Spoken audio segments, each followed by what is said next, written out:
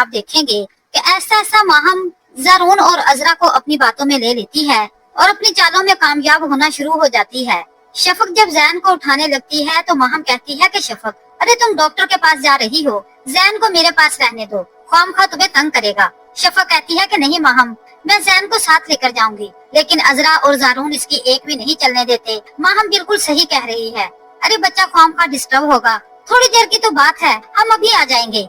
लेकिन शफक का दिल नहीं मानता कि वो अपने बेटे को माहम के पास छोड़कर जाए। जैसे ही ज़ारून और शफक घर से निकलते हैं तो मौके का फायदा उठाते हुए माहम फौरन कॉल करती है राशिद को और कहती है कि शिकार जाल में फंस गया। मेरी बात गौर से सुनो, ज़ारून और शफक दोनों डॉक्टर के पास जा रहे हैं, तुम भी वहाँ पहुँचो। मैं किसी बहाने ज़ारून को कॉल करके इसका ध्यान दूसरी तरफ लगाऊंगी तो तुम शफक से बात कर लेना। राशिद कहता है कि ठीक है, मैं आपका एहसान सारी जिंदगी नहीं भूलूंगा। दूसरी तरफ आप ये भी देखेंगे कि राशिद की माँ इसे इतना मना करती है कि माहम की बातों में मत आओ। देखो, इन लोगों की वजह से हम पहले भी कितने जलील और रुस्वा हो चुके हैं।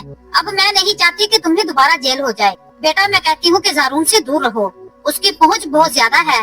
इस दफा अगर तुम पकड़े गए तो ज़ारून तुम्हें नहीं छोड़ेगा। राशिद कहता है कि अम्मा, अब शफक मेरी जिद बन चुकी है, मैं उसे ज़ारून के साथ बिल्कुल बर्दाश्त नहीं कर सकता, उसे मैं हर सूरत हासिल करूंगा।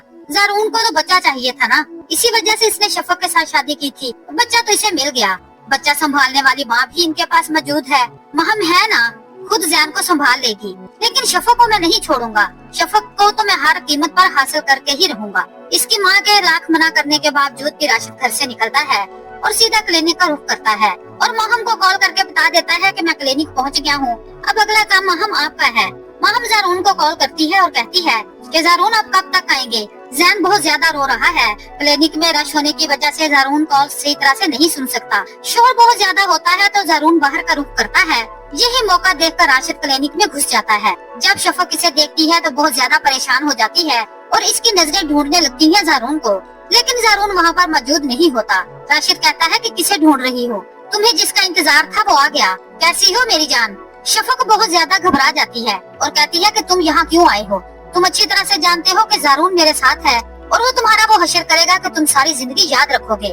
राशिद कहता है कि तुमने क्या सोचा था कि तुम मुझे इतनी आसानी से छोड़कर और खुद ऐशो इशरत की जिंदगी गुजारोगी, तो ऐसा नहीं हो सकता। शफा कहती है कि यहाँ से चले जाओ इससे पहले कि मैं शोर मचाऊं। राशिद कहता है कि तुमने जो करना है कर लो, तुम्हें पता है कि हमारा निकाहनामा अभी भी मेरे पास मौजूद है, अगर मैं चाहूँ ना तो 2 मिनट में तुम्हें यहाँ सबके सामने रुस्वा कर सकता हूँ। लेकिन मैं तुम्हें वार्निंग देने आया हूँ कि अगर तुमने मेरी बात ना मानी तो मैं तुम्हारा वो हशर करूंगा कि तुम सारी जिंदगी याद रखोगी। नाज़रीन, आपको मेरी वीडियो अच्छी लगे तो मेरे चैनल को सब्सक्राइब करें, वीडियो को लाइक और शेयर करें।